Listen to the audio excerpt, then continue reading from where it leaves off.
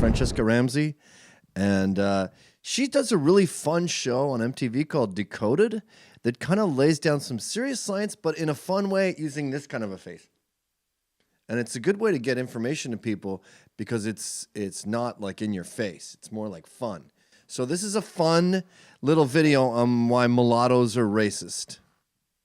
Today, friends, we're talking about the light-skinned elephant in the room and why it keeps getting all of the attention. In the world of pop culture, darker-skinned women have frequently gotten the short end of the success stick. Just consider the most successful Black female singers in the last decade. You could probably come up with dozens of names, including Alicia Keys, Ciara, Mariah Carey, Jhené Aiko, and of course, Beyonce. But can you name even five? Outside of Beyonce, most of those girls are mulattoes. So I think mulatto actually might be racist. I think that might mean donkey or something, but they're half white. I don't know what that term is. So I think the general consensus here, and I think we all know this, is that white people are racist. Black people are not racist.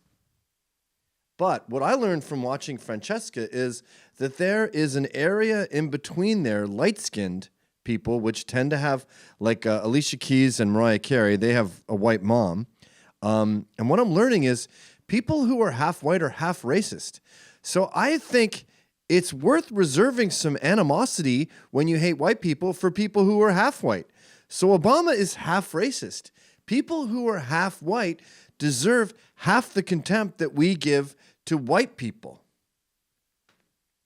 Deeply melanated female pop stars? I mean, we did have Brandy as Cinderella, but that was 20 years ago. She looks the same as Francesca. From Lena Horne, the first Black actress to sign a major studio deal, to Halle Berry, the first Black actress to win a Best Actress Academy Award. She's probably white. Lighter-skinned and often mixed-race women have usually broken through society's biggest barriers first. Now, this isn't to say they weren't hardworking or didn't deserve it, but Black people with lighter skin, straighter hair, and more Eurocentric features have always been more likely to be given the paltry number of opportunities to access white spaces and institutions. This is the reality, but why? Now, before we answer that, we gotta say, who's considered dark-skinned or light-skinned is all relative and definitely varies from culture to culture. Is she? But for our purposes, when we say light-skinned, think like, is Nicki she dark? Minaj, Zoe Kravitz, Rihanna, Zendaya. And when we say dark-skinned, think Viola Davis, Kelly Rowland, and Lupita. The roots of this light versus dark inequality stem all the way back to the days of slavery. Isn't she Beyonce's sister? Slaves, often the mixed children of white slave owners, aka the product of rape, aka you're not slick Thomas Jefferson, were given domestic work as opposed to the physical labor of darker slaves. Just pause thus landing higher. Okay, so here's the deal that Francesca explains. The reason that everyone likes light-skinned people is because light-skinned slaves were more valuable because they look more white. Now, I know what you're thinking. You're like, but wait a minute. Light-skinned people in Mexican soap operas are more popular than dark-skinned people. Light-skinned Bollywood performers in India are more popular than dark-skinned Indian performers. They sell bleaching cream in India. That's because of slavery too. You have to understand that not only does everything that happens in America go back to slavery, everything that happens in the world goes back to slavery. Now, others will say, yeah, but white people were slaves, and the reason they didn't pick cotton is because they'd get sunburnt to death, and that's why they were indentured servants in the house. Yes, but those indentured servants were more valuable than the light-skinned indentured servants who were more valuable than this guy here with the funny hat. It's not complicated once you get into slavery. Go ahead, Francesca. On the skin tone hierarchy because of their proximity to whiteness. This separation was enacted based on the slave traders' false beliefs that darker-skinned people were better suited for hard labor, whereas lighter-skinned blacks were thought to be better suited for intelligent and domestic tasks. Just pause. Don't get it and don't get a twist. I know that there's a lot of evidence that they tried white slavery in the fields and those guys literally became white trash. They would pile the bodies at the edge of the plantation because they died, because they got sunburns and they got infected. And in fact, black slaves would make fun of white slaves for being so useless. That's not true. That's Jim Goad saying that, and he's a racist. Francesca's the one you want to talk to about this. And the reason that dark-skinned people are not on TV as much is because of slavery, and that applies to Mexico and India and other countries too. Do the math. It's simple. God. Twisted though. Whether in the house or in the field, they were still enslaved, so it was definitely not a choice, no matter what your weird cousin on Facebook says. Out of the house slave versus field slave. The guy who said slavery was a choice was Kanye, who was a black guy. So again, this video is teaching me a lot about certain black people that deserve our contempt.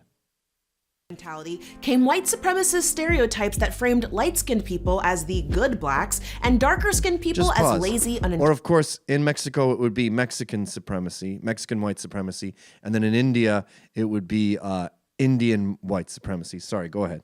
Intelligent, unattractive, undesirable, criminal, aggressive, and just all around bad. Now, while the skin tone hierarchy known as colorism is a byproduct of white supremacy, it's not just a white thing. She does a lot of moving around. Stereotypical figures like the angry black woman and sassy black friend go back to colorism. Can you just go back a bit to that chart? Because it's handy. We should make our own chart for this. Just pause, play it a little bit. Is a byproduct of okay, pause. This person is racist. I hate this person, and that includes me and my family. That's why I'll never have kids, because I would hate to have a racist kid. Although if I had a half black kid, if I married Francesca, I'd have a half black kid, and then I would only hate half of it for being half racist. And then these people are not racist at all. So basically, this shows you who to hate. It's pretty handy. All right, go ahead. Supremacy, it's not just a white thing. Stereotypical figures like the angry black woman and sassy black friend are unfortunately also present in black-made media. In the recent past, there have been numerous examples of black people. That's interesting. So I hate Tyler Perry for being racist. Good to know. People in the media. Tyler Perry's racist. That feels good. You know, I'm happy to crap on myself and call myself a racist because I'm white, and so I must be. But it feels good to call Tyler Perry a racist too. I don't know why. Maybe I get to use the N-word at some point. Could I use the N-word against him? Well, not yet. Idea that lighter is better. The popular 90s sitcom Martin, as brilliant as it was, is a shining example of this problem. Light-skinned Gina was positioned as attractive. So we hate Tyler Perry and Martin Lawrence now. Two racists. Keep going. Intelligent and funny versus her dark-skinned friend Pam, who despite being bangin', was often coded as unattractive and the butt of many of Martin's jokes. Okay. And what we will not do is stand for anyone coming for sitcom legend Tashina Arnold. And there's been even more recent instances. See how she makes learning fun? Remember that time Kanye West held a Yeezy casting asking for multiracial women only? Or when the casting call for the movie Straight Outta Compton described A-girls as the hottest of the hottest with real hair. I don't want to lose track here. So I already hated Kanye West, even though she made him a weird cousin at the beginning for the slavery as a choice thing. That was Kanye. That's 2 strikes on Kanye for his casting call. So I hate Tyler Perry because he's racist. I hate Kanye West because he's racist. I hate Martin Lawrence because he's racist. And I hate NWA because they're racist, which we should have guessed by the first word in that acronym. And D-girls as, and I quote, African-American girls, poor, not in good shape, medium to dark skin tone. Yikes, it be your own people. Or remember when rapper Kodak Black, himself a dark-skinned black man, said that he doesn't date women who share his complexion because they're too gutter? Come on now, Kodak, black is in your name. These examples point to the fact that By the way, speaking of Kodak, can you just pause there? One of the reasons that some people try to defend themselves, and they say, actually, no, the reason I cast light-skinned people is because they're easier to film, and if there's too much contrast with a dark-skinned person and light-skinned person, it's hard to see. That's racist. Because cameras themselves are racist. You know what we should do? Let's have a little thing along the bottom that shows all the people, the racists that we hate, and make one of them a movie camera. Okay, go. People, even those with the power to create change within their own industries, sometimes internalize the very colorist stereotypes that have kept them down. Now, the media doesn't necessarily cause colorism, but it reinforces it in ways that have real-world implications.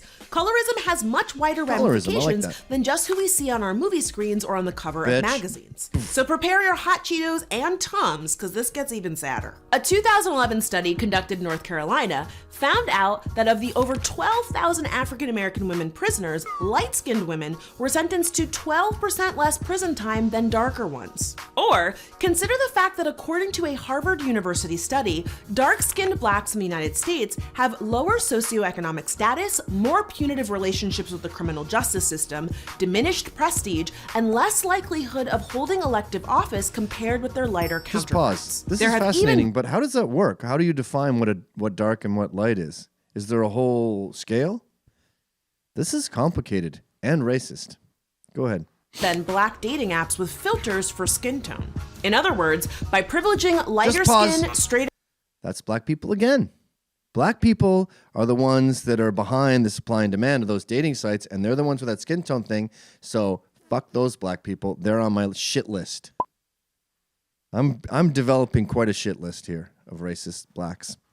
Hair and more Eurocentric features, the media creates an environment that affects What about Beyonce's blonde hair? Isn't that cultural appropriation? I hate her. Go ahead. Dark-skinned people on a social, political, and personal level. And yes, the only Aunt Viv I recognize is the original dark-skinned Aunt Viv. Now, of course, lighter-skinned people of color are not exempt from discrimination or racism, but acknowledging that they experience light-skinned privilege doesn't negate those struggles. But don't worry, I have great news. Well, maybe not great news, but helpful.